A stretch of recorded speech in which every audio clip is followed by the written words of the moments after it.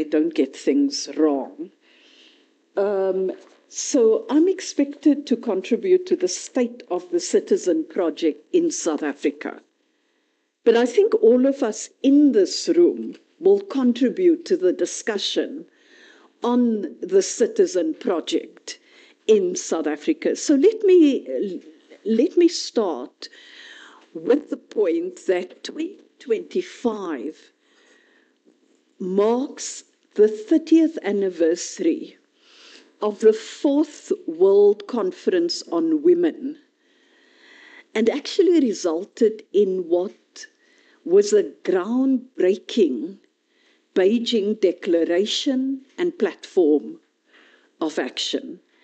And the reason that I want to make this link in this year of the national dialogue, in this year when we're confronting numerous challenges, and when the question of leadership is correctly placed on our agenda. And I want to thank UNISA and the academics here for placing this on the agenda, because it's quite correct where she says, and I quote, "The revolution has begun," close quotes. So yes, indeed, it could be argued with 50,000 women gathering in Beijing and Huairou in China from different parts of the globe, from different walks of life. That was quite a feat. I mean, I don't think there's been any UN Women's Summit that had brought together so many women from different corners of the globe. And what we also don't acknowledge very much is that Beijing is not the easiest place to get to, depending on where you're coming from on the globe. But women got there, and there were more than 4,000 events taking place simultaneously. There was the Intergovernmental Conference in Beijing, and there was the non-governmental and civil society conference in Huairou. And South Africa had quite a formidable delegation, not because I was part of it, but it was a formidable delegation, country delegation, that was at the Intergovernmental Conference. And I'm using the word country delegation because it wasn't a government delegation. It brought together women from government, civil society, the trade union movements, and that delegation was a multi-party delegation. The private sector was there probably through women who may have double-hatted in some ways at that point. And on the other side, at the NGO conference, there were women just representing all sectors of society, and both delegations included all 9 provinces. The relevance of this is that in this year, as we're engaging with the whole idea of a national dialogue in South Africa, maybe there's some lessons that could be drawn from the Beijing preparatory process. Women-led, women-driven, but we had the full support politically. Because when the NGO group left for Beijing, President Nelson Mandela went to see them off at the airport. And I think it's issues we forget. And these are important moments, because the head of state seeing off that delegation was significant. In total, we were 100 strong, and we went there having been through a year-long preparatory process. And in that process, we debated each one of the resolutions that formed the Beijing Platform of Action. During that year, we went to cabinet with the recommendations that had come organically from women all over the country. And one could share anecdotes around the challenges and the debates, as well as the difficulties of bringing together the voices of women in a way where there were even discussions in taxis by men, and not least shebeens or even smokkelhuise, as they would call it in Western Cape, parts of the Eastern Cape. And it was typically in a way reflecting the uncertainty by men about what Beijing may represent. And they would say to women, hey, don't hold it, don't think you're in Beijing. So those of you who are old enough may remember that, and those who were young enough may have heard that, but that's what it was about. But I thought that I put that on the table here as we deal with the whole issue of the state of the citizen project, to just confirm that as a country, the citizen project must be one that's owned and led by the citizens and done in a way with everyone's involvement. And nobody must say, we don't have resources for it, so we can't do it. Because if I take you further backwards to 1956, 20,000 women marched on Pretoria. And we may forget that that is a significant number of women in this country. And it drew on women across the demographic spectrum. And there were a number of babies either on the backs or on the hips of some of those women. And some of them were dissuaded by their husbands from joining. And very clearly they said, and they used better words, but I'll say they probably said, not a damn, I'm going. And it was more because they wanted to make a point at the time that we have our futures in our hands. And at the end of the day, it's not just about us. It's about the future generations.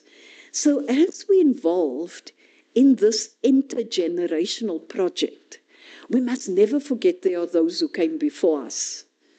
And those who came before us were as radical, and in instances more radical than we think we are at this point in time. And I think we must never lose that connection.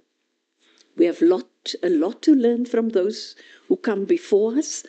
And those of us who are now hitting the mid-60s plus have a lot to share and to learn from the next generation. Because remember, there's also something called upward mentorship. And we don't close ourselves off to that. But I'm sort of going off my script a bit, getting carried away by this critical moment and this energy that we should never lose. And remember, nobody takes away your energy. You allow that to be dissipated. So be careful what you invest into and where, So as I lay the agenda of Beijing and the platform on the table, and I do so noting that we are in a very complex geopolitical environment. And if we thought the gender agenda in its totality was a challenge before, we ain't seen nothing yet. Because we can look across the big pond, across the Atlantic, and we see the clawing back unashamedly. We can look in different spaces, and we look at wars, conflicts, challenges. And we say, would the world be different with women leadership? I think it begs the question, are we women always easy to be co-opted. And I throw that out. Because if you look at the South African Parliament, 40% plus are women. And nobody can say patriarchy has been so overbearing that it's made us adopt certain approaches. It's because we're ready to be co-opted. We are ready to be co-opted, and we should see how we deal with it. And as we deal with these challenges, and I'm going to touch on democracy very briefly, as we deal with these challenges, we must also know we make decisions.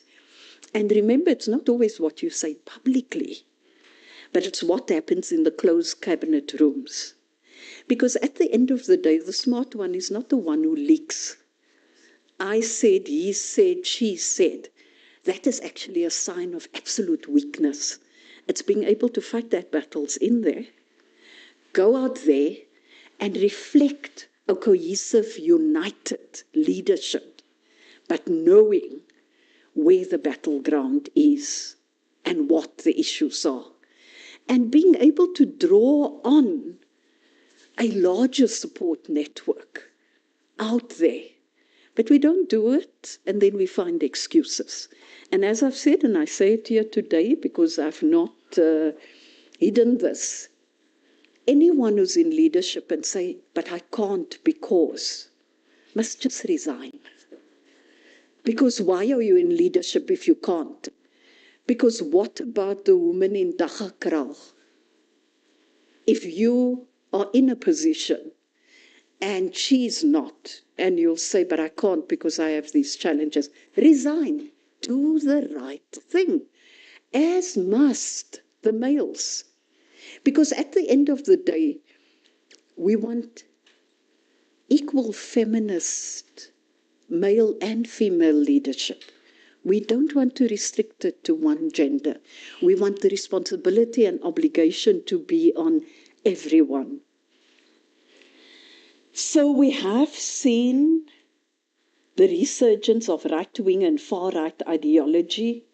We've seen tensions concerning national security and increasing conservatism.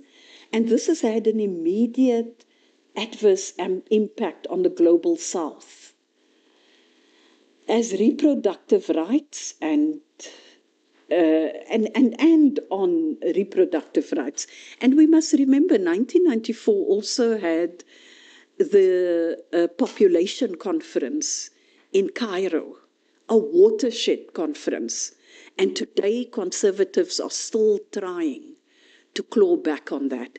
And we must be careful of the Trojan horse being brought into South Africa at this moment, where you have right-wing religious groupings coming from elsewhere, wanting to influence the national discourse. They tried it when we passed the termination of pregnancy legislation. And they tried to doorstop some of us at Parliament at the time. And we said to them, take your argument where you come from, not here. We are us, and we will do what's required. So let me, in my next 12 minutes, I think I have, raise the following issues. It's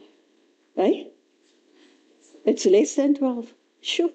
Okay, so I was going to talk about women's empowerment leadership in South Africa in more detail.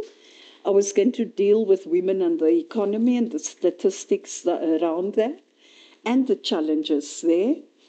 And then there is the issue of visionary leadership. But let me jump that a little bit and talk about the issue of democracy. But I think you guys will come and deal with those issues, so I don't need to go there.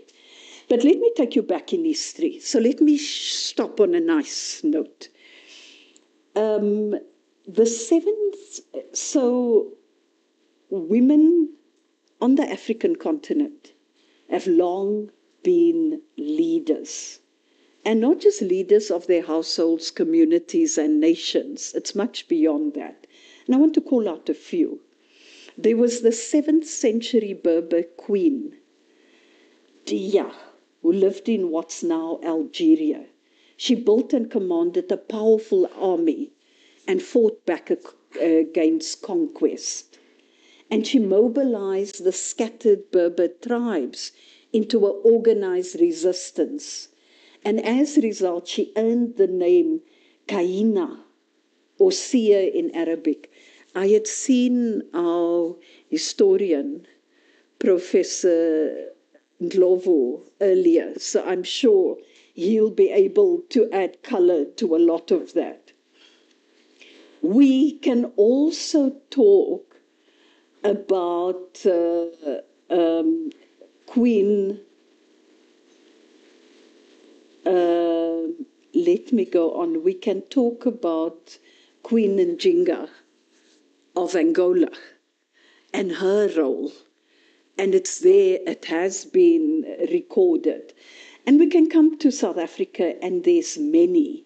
But the point here is that women's active participation and support were instrumental during Africa's national liberation movements and anti-colonial struggles. And while the way women engaged in the movements may have differed from country to country, all liberation movements involved women. So as I conclude, I want to say one thing. So I was also a member of the military wing of the African National Congress, Umkhonto weSizwe. And I trained both in Angola, I trained in the former Soviet Union, and did some specialized training in other places. But I do want to say one thing. At no point were women placed in the kitchen.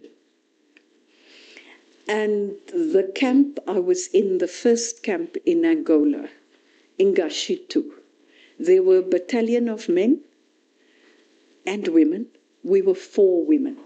And at no point was there abuse. At no point, because there was a clear code. So it goes back to my point.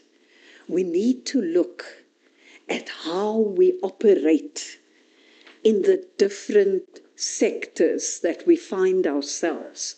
Because the way in which we operate and the impact we make is where a difference is made for our future. Thank you.